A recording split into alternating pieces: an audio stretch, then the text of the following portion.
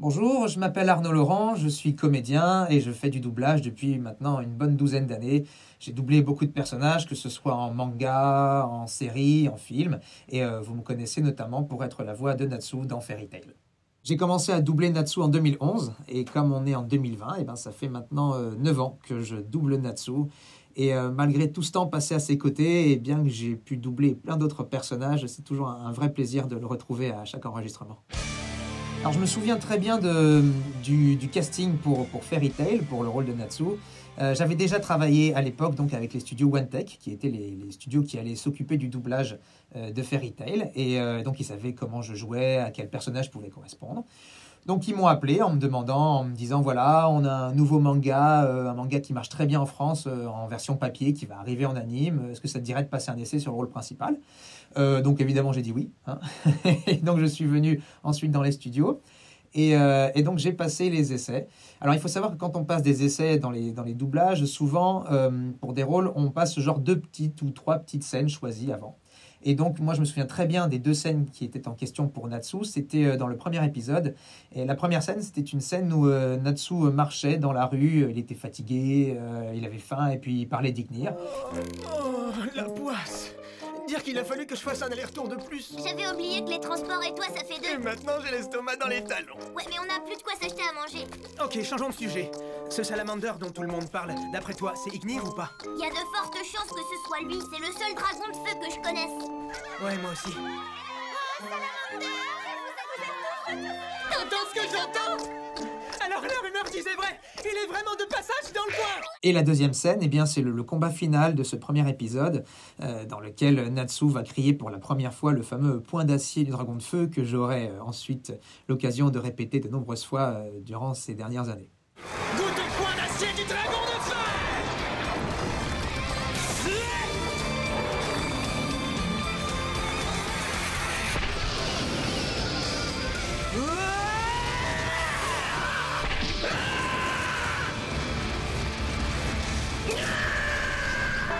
Et donc voilà, on a fait l'essai, ça s'est très bien passé.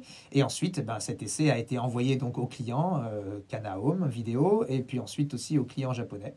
Et puis quelques semaines plus tard, ils m'ont rappelé et puis ils m'ont dit voilà, tu as été pris.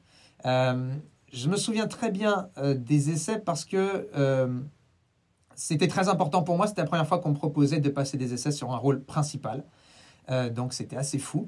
Et puis dès les premières secondes, je me souviens que j'ai adoré, vraiment, le peu que j'ai vu, j'ai adoré le rôle de Natsu et Fairy Tail. Le rôle de Natsu parce que c'était un rôle de héros de shonen, ce que j'adorais et ce que je rêvais de faire.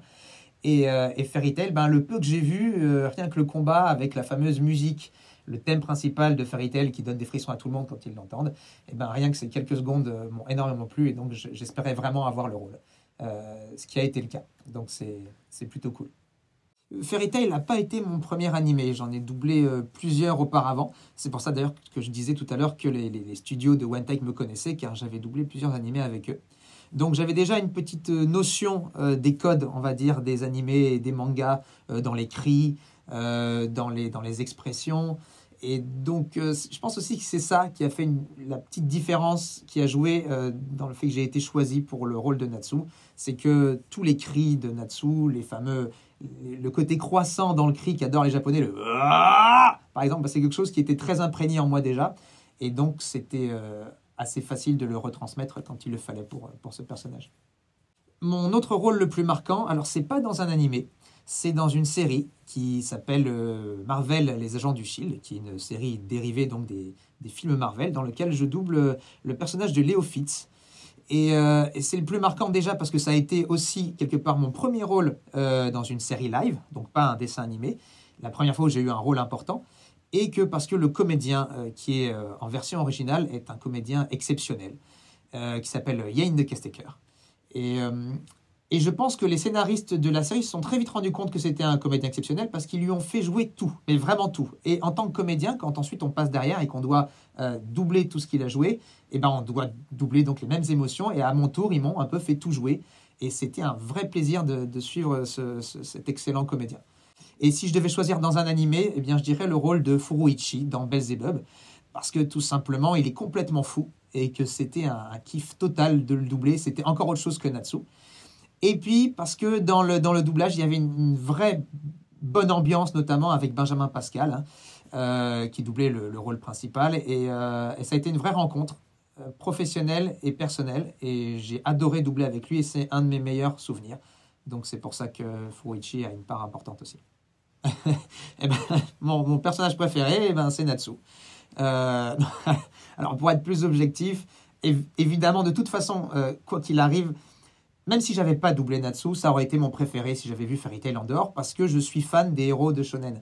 Je suis fan de ces héros qui foncent dans le tas, qui s'en prennent plein la tronche et qui se relèvent tout le temps, qui sont dans les ruptures de jeux, qui sont à la fois drôles et puis tout d'un coup ils sont ultra badass. J'adore ça. Donc ça aurait été Natsu. Mais comme il faut que je sois un peu plus objectif, je vais en choisir un autre. Et si je dois en choisir un autre, je choisirais Luxus. Luxus d'abord parce que je le trouve ultra classe, le personnage est ultra classe, son pouvoir est ultra classe, et aussi parce que il est doublé, en tout cas il était doublé à l'époque, par un comédien de doublage que j'adore qui s'appelait Patrick Béthune, qui est un des comédiens qui m'a donné envie de faire ce boulot, dont j'étais vraiment fan, que j'ai eu l'occasion de rencontrer une ou deux fois, et qui malheureusement nous a quittés depuis. Et qui a donné à ce personnage une dimension encore plus importante. Et donc voilà, pour ce côté classe, pour ce doublage de ouf, je dis que c'est Luxus. J'aurais adoré doubler Naruto. Naruto parce que c'est mon personnage préféré, tout manga mélangé. J'ai adoré le manga et j'adore le personnage. Et j'aurais vraiment beaucoup aimé le doubler. Et même, je dirais que c'est un peu grâce à Naruto que je fais ce boulot aujourd'hui, puisque une des raisons qui m'a donné l'impulsion de me lancer et de venir à Paris pour faire du doublage, c'était que j'avais très envie de le doubler. J'avais déjà lu le manga, je savais que l'animé allait arriver, et j'avais le rêve de le doubler. Alors après, on m'a très vite expliqué, des gens du métier, que je ne pouvais pas choisir qui je doublais et que de toute façon, il fallait d'abord que je sois implanté dans le milieu et qu'on m'appellerait pour passer des essais, si ça marchait. Donc j'ai vite compris que je ne pourrais pas le doubler, mais en tout cas, voilà, c'est ça qui m'a motivé le plus, enfin qui m'a donné cette petite impulsion. Et si je devais dire un personnage que j'aimerais doubler, qui n'a pas encore été doublé, je pense au personnage de Shinra dans Fire Force. Parce que, voilà, encore une fois, c'est un héros de shonen. Héros parce que, bon, il est quand même un peu... il est particulier, mais voilà, et pareil, il crie, il fonce dans le tas, j'adore ça, quoi.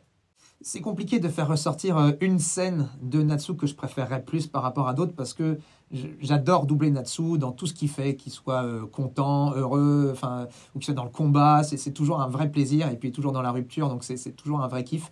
Mais il y a quand même quelques scènes qui m'ont plus marqué. On va dire qu'il y en a deux, notamment. Alors la première, c'est parmi les premiers épisodes, c'est un des premiers combats de Natsu, quand il se bat contre Eligol. Et le premier combat où il va vraiment se donner à fond, où il va crier comme un fou, et je me souviens encore au micro comment j'ai gueulé comme un malade. C'est un vrai combat, et c'est assez incroyable tout ce qui se dégage.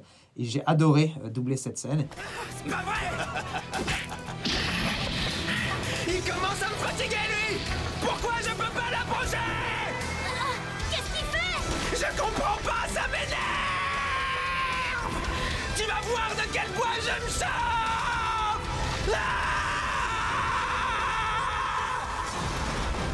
Mais qu'est-ce que c'est que cette magie? On dirait que ces émotions se matérialisent directement sous forme de flammes. Ça alors? Il se passe quelque chose de bizarre. Le vent d'Eligol est en train de tourner. Les flammes des sentiments. C'est une magie très ancienne. Comment un gringalet comme lui peut-il la maîtriser? Oh, que se passe-t-il? Le vent se dirige vers lui. J'ai compris.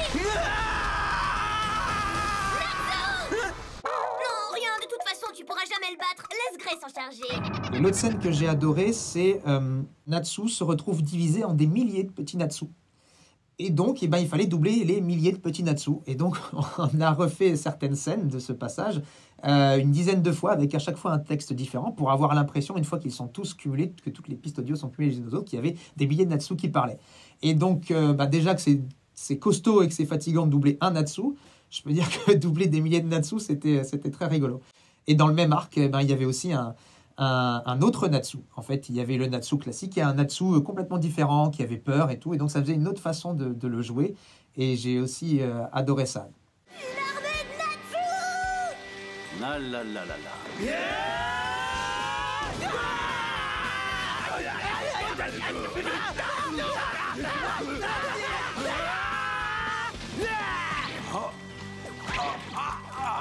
C'est parti!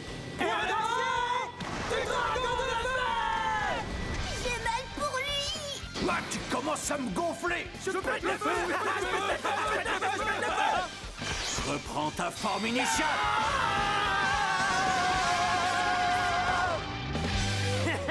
Voilà ma chance! Magie du chasseur de dragons! D'aussi près.